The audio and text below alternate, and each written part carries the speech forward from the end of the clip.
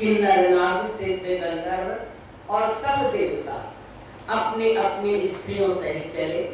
विष्णु ब्रह्मा और महादेव जी को छोड़कर सभी देवता अपना अपना विमान सजा कर चले। सती जी ने देखा अनेक प्रकार के सुंदर विमान आकाश में चले जा रहे हैं। देव सुंदरियां मधुर गान कर रही हैं, जिसे सुनकर मुनियों का ध्यान छूट रहा है। सती जी ने विमानों में देवताओं के जाने का कारण पूछा। तब शिव जी ने सब बातें बतलाई। पिता की यति की बात सुनकर सती कुछ मन में प्रसन्न हुई और सोचने लगी कि यदि महादेव मुझे आज्ञा दे तो इसी बहाने कुछ दिन पिता के घर जाकर रहूं, क्योंकि उनके हृदय में पति द्वारा त्यागी जाने का बड़ा दुख था। पर अपना अपराध समझकर वे कुछ कहती ना थी।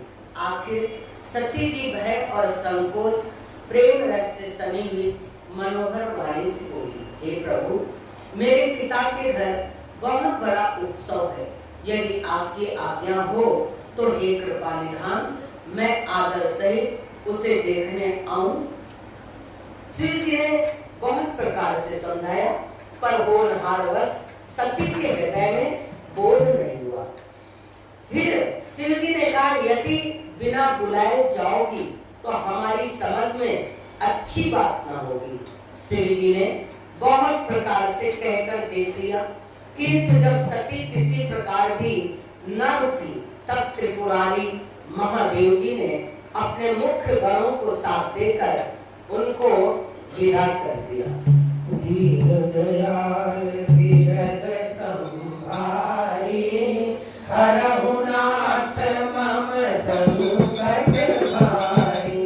पिता भवन जब रही भवानी, दशदास कहूँ न समारी। सागर में मिलई एक माता, भजनी बहुत मुस्काता।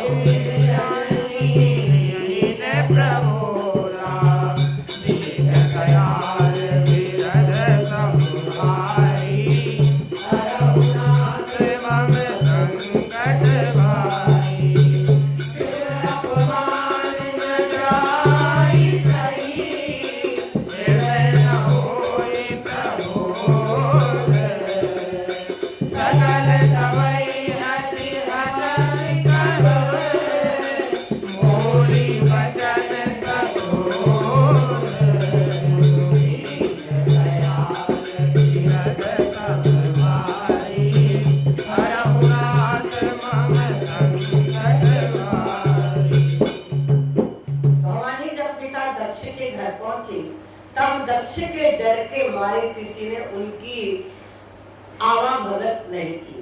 केवल एक माता भले ही आदर्श मिली, बहनें बहुत मुस्कुराती हुई मिली। दक्ष ने तो उनकी कुछ कुशल तक नहीं पूछी। सती जी को देखकर उल्टे उनके सारे अंग जलने लगे। तब सती ने जाकर यज्ञ देखा तो वहां कहीं भी शिव जी का भाव दिखाई नहीं दिया। तब शिव जी ने जो कहा था वह उनकी समझ में आया। स्वामी का अपमान समझकर सती का हृदय जल उठा। पिछला पति परित्याग दुख उनके हृदय में उतना नहीं व्यापा था जितना महान दुख इस समय पति अपमान के कारण हुआ। यद्यपि जगत में अनेक प्रकार के दारुण दुख है, तथापि जाति अपमान सबसे कठिन है। यह समझकर सती जी को बड़ा क्रोध आया। माता ने उन्हें बहुत प्रकार से समझाया बुझाया, परंतु उनमें शिव जी का अपमान सहा नहीं गया। इससे उनके हृदय में कुछ भी प्रबोध नहीं हुआ। तब ये सारी सभा को हठपूर्वक डांटकर क्रोध भरे वचन बोली। सुना संभारी हरहु नाथ मम संकट भारी। सुनहु सभासद सकल निंदा, कहीं सुनी बिन संकर निंदा। सो पर तुरंत कहब सब काहू, भली भांति पछताव खाऊ। संग शंभु श्रीपति अपवादा, सुनय जहाँ तहाँ से मर जाना। आनय दासुदीप जो बसाई, श्रवण मूल न दर्शन पराई। जगताप महे सुपुराई, जगत जनक सब हितकारी। पिता मंदमति विनत देहि, दक्ष दुख संभव यह देहि। प्रत्यनुव्रत देहि हेतु, उर्धरि चंद्र मौलि व्रत केतु। अस कहि जोग धन तनुजारा, भयउ सकल मत हाहाकारा। दयाल बिरद सब भारी, हरहु नाथ मम संकट भारी। सती मरन दुनु शंभु बने, लगे करन मत हीस। जग विध्वंस विलोकि प्रभु, रक्षा कीन महेश। दयाल बिरद सब भारी, हरहु नाथ मम संकट भारी। हे सभासदों और सब मुनीश्वरों, सुनो। जिन लोगों ने यहाँ शिव जी की निंदा की है या सुनी है, उन सबको उसका फल तुरंत ही मिलेगा। मेरे पिता दक्ष भी भली भांत पछताएंगे।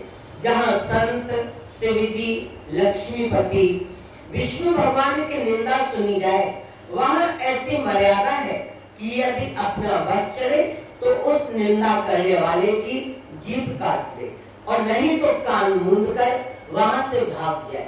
त्रिपुर दैत्य को मारने वाले भगवान महेश्वर संपूर्ण जगत के आत्मा है। वे जगत पिता और सबका हित करने वाले हैं।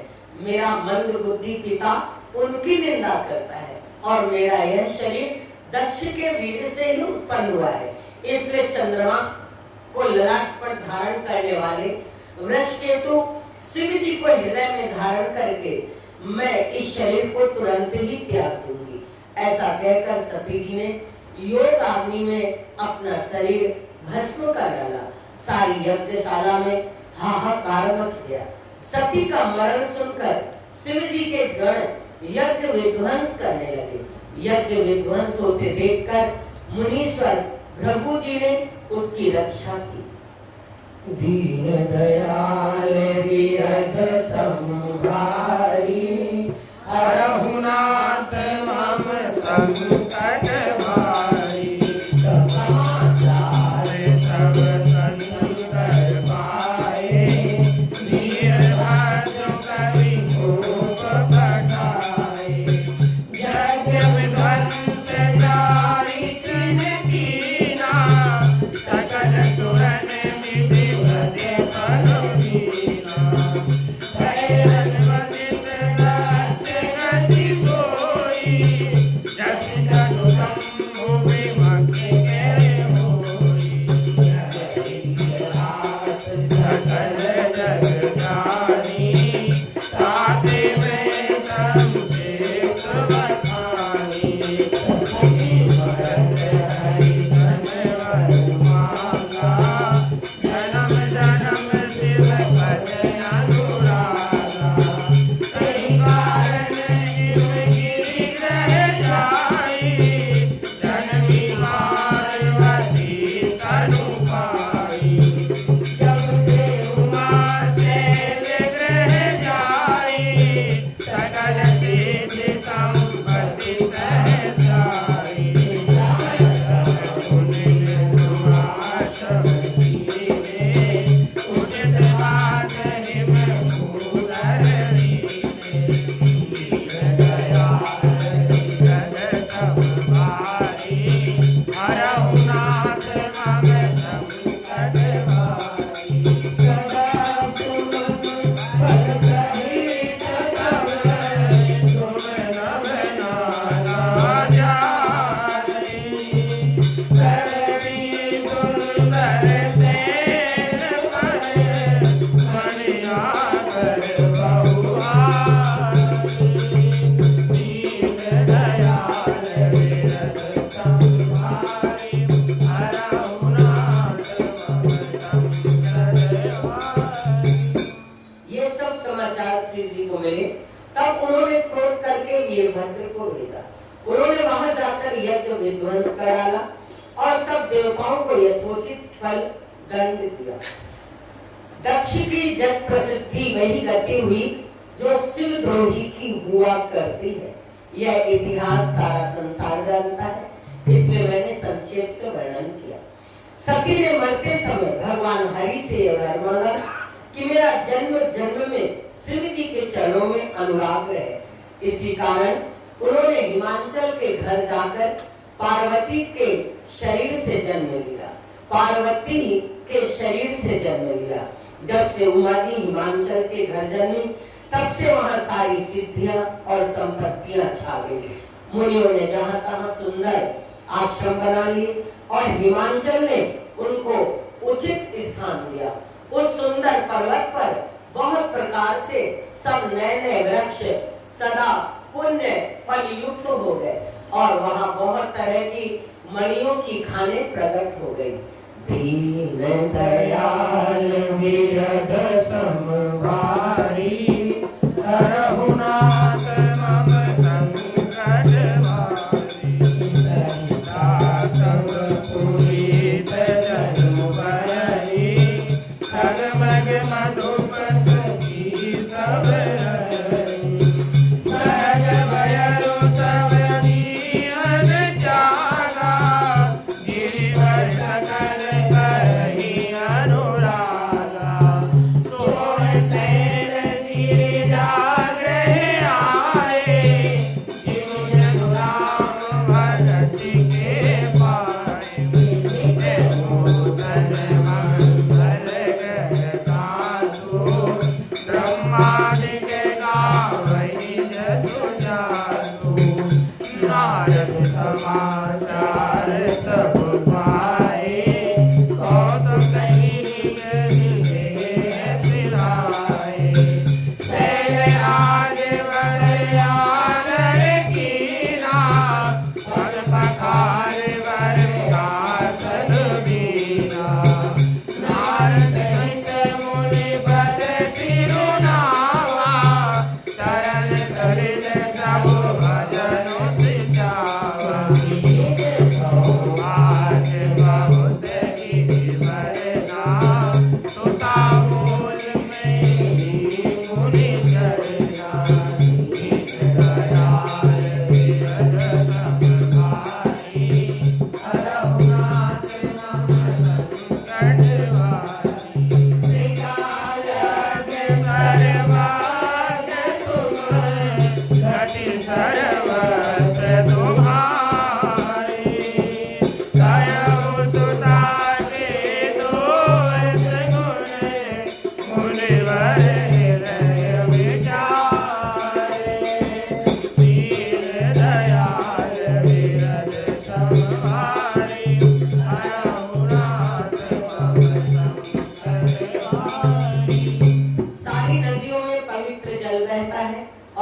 पक्षी, पशु, भ्रमर सभी सुखी रहते हैं।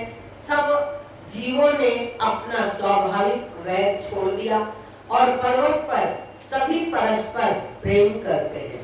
पार्वती जी के घर आ जाने से पर्वत ऐसा शोभायमान हो रहा है जैसे राम भक्ति को पाकर भक्त शोभायमान होता है।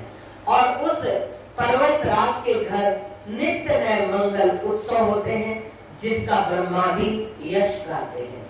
जब नारद जी ने ये सब समाचार सुना तो वो कौतुक कहीं से हिमाचल के घर पर आए। पर्वतराज ने उनका बड़ा आदर किया और चरण धोकर उनको उत्तम आसन दिया। फिर अपनी स्त्री सहित मुनि के चरणों में सिर नवाया, उनके चरण कमलों को सारे घर में छिड़काया।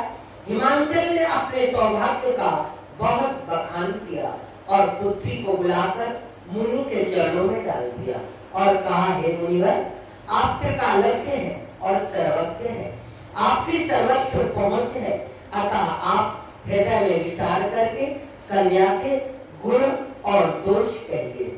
दीन दयाल विरध संभारी, हरहु नाथ मम संकट भारी।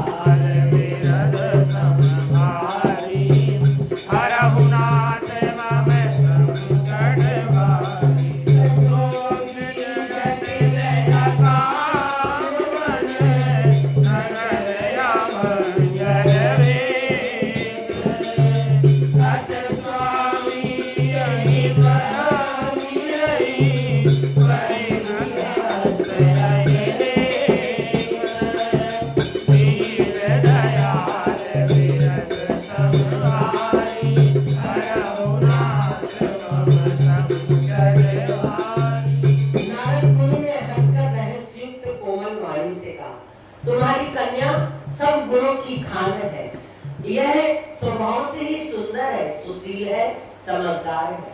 उमा, अंबिका और भवानी इसके नाम है। कन्या सब सुलक्षणों से संपन्न है, यह अपने पति को सदा प्यारी होगी, इसका स्वभाव सदा अचल रहेगा, इसके माता पिता यश पाएंगे, यह सारे जगत में पूज्य होगी और इनकी सेवा करने से कुछ भी दुर्लभ न होगा। संसार में स्त्रियां इसका नाम स्मरण करके पतिव्रत रूपी तलवार की धार पर चढ़ जाएंगी। हे पर्वतराज, तुम्हारी कन्या सुलक्षणी है। अब इसमें जो दो चार अवगुण है उन्हें भी सुन लो। गुणहीन, मानहीन, माता पिता विहीन, उदासीन, संशयहीन, लापरवाह, योगी, जटाधारी, निष्काम हृदय, नंगा और अमंगल वेश वाला, ऐसा पति इसको मिलेगा। इसके हाथ में ऐसी रेखा पड़ी है। दीन दयाल विरध समभारी, हरहु नाथ मम संकट भारी। सुने मुनि गिरा सकल ज्ञानी,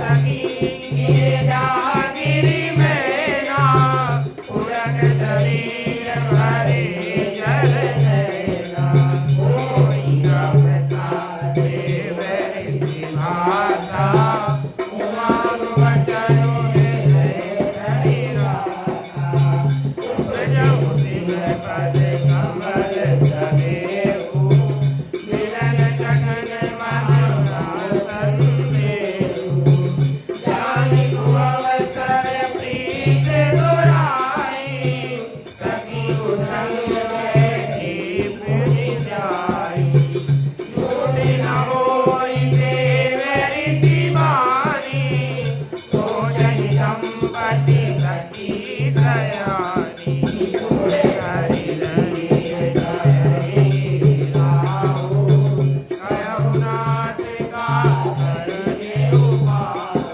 दीन दयाल विरल संहारी हरहु नाथ मम संकट वारी करुणी सहि भवंत सुनो जो विधि विधान राय देव धनुज नर नाग मुनि करुण मेट बिहार दीन दयाल विरल संहारी हरहु नाथ मम संकट वारी। नारद मुनि की वाणी सुनकर और उसको हृदय में सत्य डालकर पति पत्नी हिमवान और मैना को बड़ा दुख हुआ। पार्वती जी प्रसन्न हुई। नारद जी ने भी इस रहस्य को नहीं जाना, क्योंकि सबकी बाहरी दशा एक सी होने पर भी भीतरी समझ भिन्न भिन्न होती है। सारी सखियां पार्वती, पर्वतराज, हिमवान और मैना सभी के शरीर पुलकित थे और सभी के नेत्रों में जल भरा हुआ था। देवर्षि के वचन असत्य नहीं हो सकते, यह विचार कर पार्वती जी ने उन वचनों को हृदय में धारण कर लिया। उन्हें शिव जी के चरण कमलों में स्नेह उत्पन्न हुआ है, परंतु मन में संदेह हुआ कि कहीं उनका मिलना कठिन है। अवसर ठीक न समझकर उसने अपने प्रेम को छिपा लिया और फिर वे सखी की गोद में जाकर बैठ गए। देवर्षि की वाणी झूठी ना होगी, यह विचार कर हिमवान, मैना और सारी चतुर सखियां चिंता करने लगी। फिर हृदय में धीरज धरकर पर्वतराज ने कहा, हे नाथ, कहिए अब क्या उपाय किया जाए। मुनीश्वरों ने कहा, हे हिमवान, सुनो, विधाता ने ललाट पर भाग्य में जो लिख दिया है उसको देवता, दानव, मनुष्य, नाग और मुनि कोई भी मिटा नहीं सकते हैं।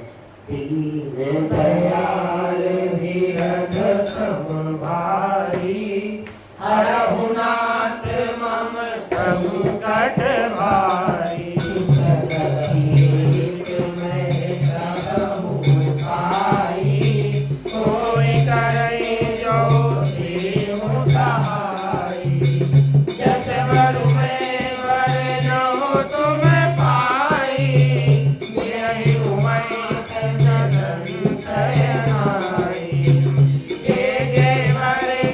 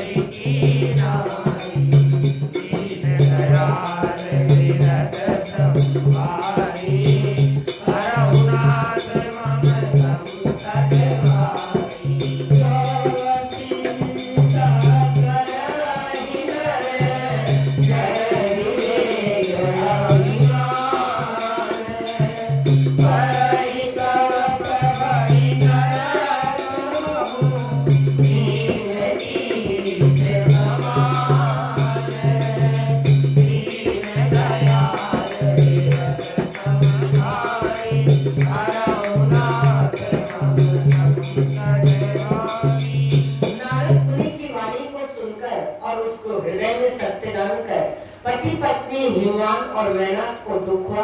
पार्वती जी प्रसन्न हुई। नारद जी भी इस रहस्य को नहीं जाना, क्योंकि सबकी बाहरी दशा एक सी होने पर भी भीतरी समझ भिन्न भिन्न थी। सारी सखियां पार्वती, पर्वतराज, हिमवान और मैना सभी के शरीर पुलकित थे और सभी के नेत्रों में जल भरा था। देवर्षि के वचन असत्य नहीं हो सकते, यह विचार कर पार्वती जी ने उन वचनों को हृदय में धारण कर लिया। उन्हें शिव जी के चरण कमलों में स्नेह उत्पन्न हो गया, परंतु मन में संदेह हुआ कि कहीं उनका मिलना कठिन तो नहीं है।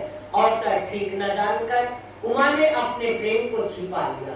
देवर्षि की वाणी झूठी ना होगी, विचार कर हिमवान, मैना और सारी चतुर सखियां चिंता करने लगी। मुनीश्वरों ने कहा, हे हिमवान सुनो, विधाता ने ललाट पर जो कुछ लिख दिया है उसको देवता, दानव, मनुष्य, नाग, मुनि कोई भी मेट नहीं सकता है। तो भी एक उपाय मैं बताता हूँ, यदि दैव सहायता करे तो सिद्ध हो सकता है।